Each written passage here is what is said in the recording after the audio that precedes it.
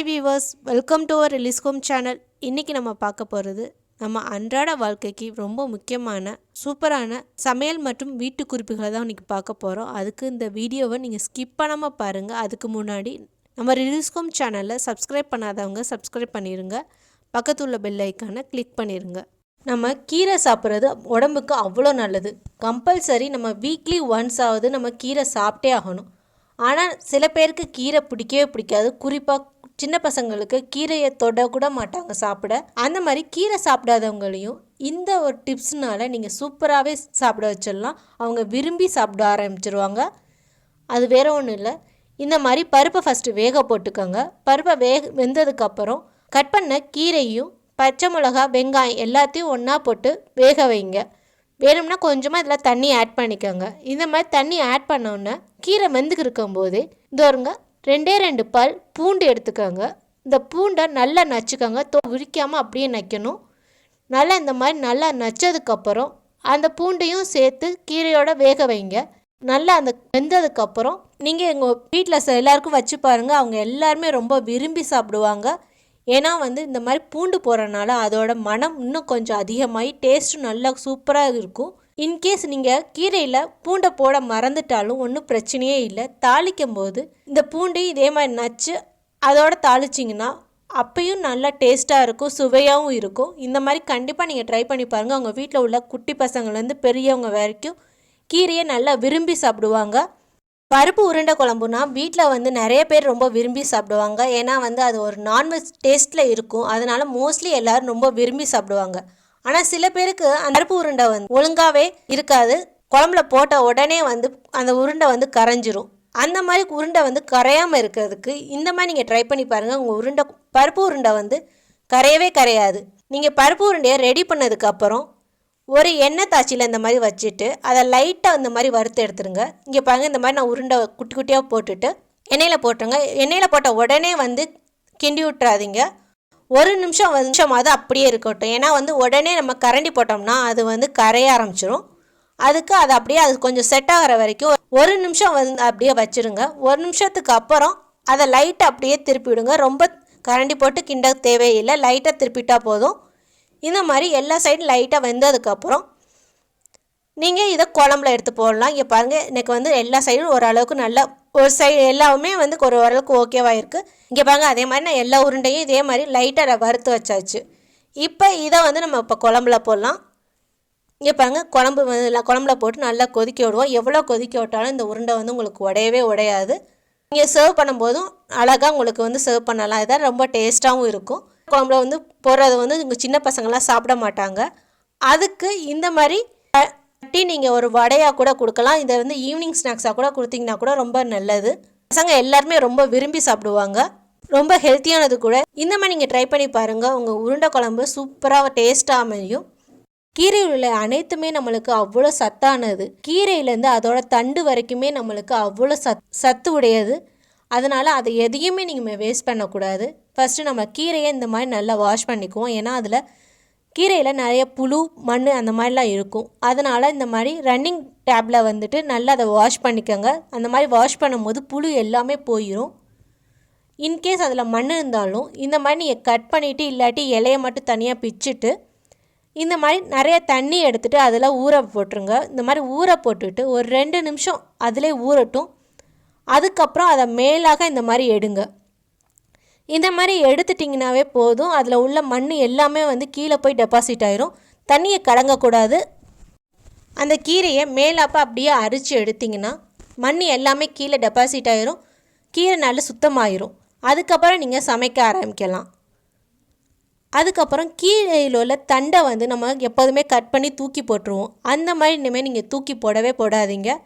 வீட்டில் தண்டைங்கீரை வாங்கினோம்னா நம்ம அந்த கீரையை மட்டும் யூஸ் பண்ணிவிட்டு அந்த தண்டை வேண்டான்ட்டு குப்பையில் போட்டுருவோம். அது வேஸ்ட்டாக தான் போகும். இனிமேல் அந்த மாதிரி நீங்கள் குப்பையில் போடாதீங்க. ஏன்னா அந்த தண்டங்கீரையில் நம்மளுக்கு அவ்வளோ சத்து இருக்குது. இதை நம்ம சமைக்கிறதுக்கு கூட நம்ம யூஸ் பண்ணிக்கலாம். அது தண்டங்கீரை ஈஸியாகவே வதங்கிடும். ரொம்ப நேரம் வேக வைக்கணும் அப்படிலாம் கிடையவே கிடையாது. ஈஸியாகவே வெந்துடும். இங்கே பாருங்கள், நான் உடச்சி காட்டுறேன் எவ்வளோ ஈஸியாக உடைக்க வருது. அப்போ தான் சீக்கிரமாகவே வெந்துடும். இதை நீங்கள் சாம்பாருக்கு இல்லை மண்டி அந்த மாதிரி இதுக்கு வந்து நீங்கள் இதையும் சேர்த்து நீங்கள் சமைச்சு பாருங்கள். சாப்பாடு அவ்வளோ டேஸ்ட்டாக ருசியாக இருக்கும். இதை சின்ன பசங்களும் சாப்பிட்டா ரொம்பவே நல்லது அவங்களுக்கு. இந்த மாதிரி நீங்கள் ட்ரை பண்ணி பாருங்கள். வீட்டில் உள்ளவங்க எல்லாருமே வந்து கேட்டு கேட்டு வாங்கி சாப்பிடுவாங்க. இந்த டிப் வந்து உங்களுக்கு பிடிச்சிருந்துச்சுன்னா லைக் பண்ணுங்கள், சப்ஸ்கிரைப் பண்ண மறந்துடாதீங்க. நம்ம மிக்சியை க்ளீன் பண்ணுவோம், ஆனால் மிக்சி ஜாருக்கு பின்னாடி உள்ளதை மோஸ்ட்லி அவ்வளோவா க்ளீன் பண்ணவே மாட்டோம். அதை அப்படியே விட்டுருவோம் நம்ம. அந்த மாதிரி நீங்கள் அப்படியே விட்டுட்டிங்கன்னா மிக்சி ஜார் வந்து சீக்கிரமாகவே ரிப்பேர் ஆகி நம்ம அடிக்கடி சர்வீஸ் கொடுக்குற மாதிரி ஆயிரும். அதுக்கு நீங்கள் எப்போயாவது இந்த ஒரு வாட்டியாவது இந்த மாதிரி க்ளீன் பண்ணிட்டீங்களா உங்கள் மிக்சி ஜார் வந்து ரொம்பவே சூப்பராகவே ஒர்க் ஆகும். எந்த பிரச்சனையுமே அதில் வரவே வராது. அது எப்படி க்ளீன் பண்ணுறதுதான் இப்போ பார்க்க போகிறோம். மிக்சி ஜாருக்கு பின்னாடி இந்த மாதிரி சோடா மாவை கொஞ்சமாக போட்டுக்கோங்க. சோடா மாவு வந்து இந்த மாதிரி நல்லா போட்டதுக்கப்புறம் அதில் வினிகர் இல்லைன்னா லெமன், நான் இப்போ இதில் வினிகர் சேர்த்துருக்கேன். உங்கள்கிட்ட வினிகர் இல்லைன்னா நீங்கள் லெமன் கூட இதில் போட்டுக்கலாம். ஒரு ஹாஃப் லெமனை நல்லா புழிஞ்சுக்கோங்க. அந்த மாதிரி லெமனை ஊற்றினா கூட போதும். இதில் வந்து நான் வினிகர் இந்த மாதிரி நான் சேர்த்துக்கிறேன். இங்கே பாருங்கள், இந்த மாதிரி நல்லா ஊற்றின உடனே வந்து நல்லா பொங்கி வரும். ஸோ அது நல்லா கொஞ்சம் நேரம் ஊறட்டும். ஒரு 2 to 3 minutes ஆகுது அப்படியே விட்டுருங்க. ரொம்ப நேரம் விடணும்னு அவசியமே இல்லை. 2 to 3 minutes அப்படியே விட்டுட்டு அதுக்கப்புறம் இந்த மாதிரி ஒரு ப்ரஷ்ஷை எடுத்துக்கோங்க. இந்த மாதிரி ஒரு ப்ரஷ்ஷை எடுத்துட்டு நீங்கள் அதை வந்து க்ளீன் பண்ண ஆரம்பிக்கலாம். உங்களுக்கு வந்து ஏன்னா வந்து அந்த ஊற டயத்துலேயே வந்து அதில் உள்ள அழுக்கு எல்லாமே தானாகவே வந்து ரிமூவ் ஆகி கொஞ்சம் நம்மளுக்கு க்ளீன் பண்ணுறதுக்கு ரொம்பவே ஈஸியாக தான் இருக்கும். ரொம்ப கஷ்டப்பட தேவையெல்லாம் கிடையாது.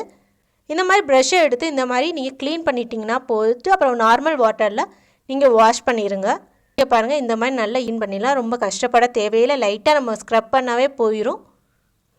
அதுக்கப்புறம் இப்போ நம்ம ரன்னிங் வாட்டரில் க்ளீன் பண்ணிட்டோம்னா சூப்பராக க்ளீன் ஆயிரும். இங்கே பாருங்கள் எவ்வளோ நீட்டாக க்ளீன் ஆயிடுச்சுன்னு.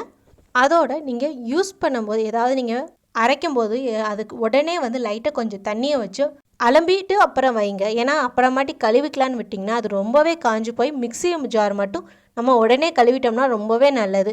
அப்புறமாட்டி கழுவோன்னு விட்டுட்டோம்னா அது ரொம்பவே பிடிச்சி போய் நம்மளுக்கு தேய்க்கிறதுக்குள்ளே போதும்னு ஆயிரும். அதுவும் அந்த பிளேடு இருக்க இடத்துலலாம் வந்து நம்ம கொஞ்சம் பார்த்து தேய்க்கணும், இல்லைன்னா நம்ம வந்து கை வந்து வெட்டுப்பட்டுரும். அதனால் உடனே நீங்கள் மாதிரி வாஷ் பண்ணிவிட்டு வச்சிட்டிங்கன்னா உங்களுக்கு அது வந்து சூப்பராக க்ளீனாக இருக்கும். அப்புறமாட்டி நம்ம வழக்கம் போல் பாத்திரத்தை கழுவும் போது அதை கழுவிட்டோம்னா நீட்டாக ஆயிரும். இந்த மாதிரி நீங்கள் ட்ரை பண்ணி பாருங்கள். உங்கள் மிக்ஸி ஜார் லைஃப் வந்து ரொம்ப நாளைக்கு இருக்கும். இந்த மாதிரி டேப்லெட்லாம் வந்து பின்னாடி expiry date, manufacture date, price எல்லாமே போட்டிருப்பாங்க. ஆனால் சின்னமாக தான் இருக்கும்.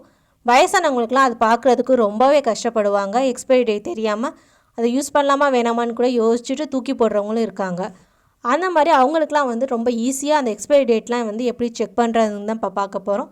இந்த மாதிரி ஒரு மொபைல் எடுத்துக்கோங்க. அந்த மொபைலில் கேமரா ஆன் பண்ணிவிட்டு நீங்கள் அந்த எக்ஸ்பைரி டேட் இருக்க இடத்த மட்டும் இந்த மாதிரி நீங்கள் ஃபோட்டோ எடுத்துகிட்டு எவ்வளோ வேணுமோ அவ்வளோக்கு நம்ம அழகாக ஜூம் பண்ணி பார்த்துக்கலாம். ஏன்னா வந்து நம்ம அந்த எக்ஸ்பைரி டேட்டை அந்த ஃபோட்டோ வந்து டெலிட் பண்ணாமல் கூட வச்சுட்டோம்னா இன்கேஸ் அதை வந்து நம்ம பிக்கும்போது லாஸ்ட்டாக 1-2 மாத்திரை இருக்கும். அந்த மாதிரி 1-2 மாத்திரை இருக்கும்போது அதை எக்ஸ்பைரி டேட் நம்மளுக்கு மறந்துருக்கும். ஸோ நம்ம ஃபோட்டோ எடுத்ததை நம்ம செக் பண்ணி பார்த்தோம்னா நம்மளுக்கு ஈஸியாக நம்ம கண்டுபிடிச்சிடலாம் எக்ஸ்பைரி டேட் எவ்வளோ இருக்குன்னு. இந்த மாதிரி நீங்கள் ட்ரை பண்ணி பாருங்கள். உங்களுக்கு ஈஸியாக நீங்கள் எக்ஸ்பைரி டேட், ப்ரைஸ் எல்லாத்தையும் நீங்கள் செக் பண்ணிக்கலாம். இதை கண்டிப்பாக ட்ரை பண்ணி பாருங்கள். ரொம்பவே யூஸ்ஃபுல்லாக இருக்கும். ப்ரானை வந்து நம்ம என்ன தான் வாஷ் பண்ணாலும் அந்த கவுச்சி ஸ்மெல் வந்து போகவே போகாது. சில பேருக்கு அந்த ஸ்மெல்னால அவங்க சமைச்சிட்டாலும் அவங்க வந்து அதை சாப்பிட மாட்டாங்க. இனிமேல் அந்த கவுச்சி ஸ்மெல்லே இல்லாமல் நம்ம எப்படி சமைக்கலாங்கிறத அந்த டிப்ஸில் பார்க்க போகிறோம். அதுக்கு இந்த மாதிரி நீங்கள் ட்ரை பண்ணி பாருங்கள். அந்த கவுச்சி ஸ்மெல் சுத்தமாக இருக்கவே இருக்காது. ப்ரானை வந்து நம்ம கடையில் வாங்கும்போது மேலே உள்ள செல்லை மட்டும்தான் அவங்க ரிமூவ் பண்ணிட்டு கொடுப்பாங்க. அதை ரிமூவ் பண்ணி கொடுத்தாலும் நம்ம அப்படியே வந்து சமைக்கவும் முடியாது. அப்படி சமைச்சிங்கன்னா அது ஒரு மாதிரி கசக்கும். ஏன்னா வந்து நடுவில் வந்து ஒரு மாதிரி பிளாக் கலரில் இருக்கும். அந்த ப்ரானில் வந்து பின்னாடி மேலே உள்ள ஸ்கின்னை மட்டும் லைட்டாக கத்தி வச்சு கீறினீங்கன்னா ஒரு பிளாக் கலரில் ஒன்று போகும். அந்த வயர் மாதிரி இருக்கும். அதை இழுத்தீங்கன்னா அழகாக ஈஸியாக வந்துடும். நம்மளே எடுத்துடலாம். அதை எடுத்துட்டிங்கன்னா உங்களுக்கு அந்த கசப்பு தன்மை வரவே வராது. ப்ரானும் ரொம்ப டேஸ்ட்டாக இருக்கும். இதை நீங்கள் ட்ரை பண்ணி பாருங்கள். அதுக்கப்புறம் நீங்கள் ஒரு 2 times வந்து தண்ணியில் நல்லா வாஷ் பண்ணிக்கோங்க. தண்ணியில் வாஷ் பண்ணதுக்கப்புறம் லைட்டாக மஞ்சத்தூளும் உப்பும் போட்டு ஊற வச்சுருங்க. அந்த கவுச்சி ஸ்மெல் வந்து இருக்கவே இருக்காது. இந்த மாதிரி நீங்கள் ட்ரை பண்ணி உங்கள் கிட்ஸுக்கிட்ட கொடுத்தீங்கன்னா அவங்க நல்லா விரும்பி சாப்பிடுவாங்க. அந்த ஸ்மெல்லே இருக்காது.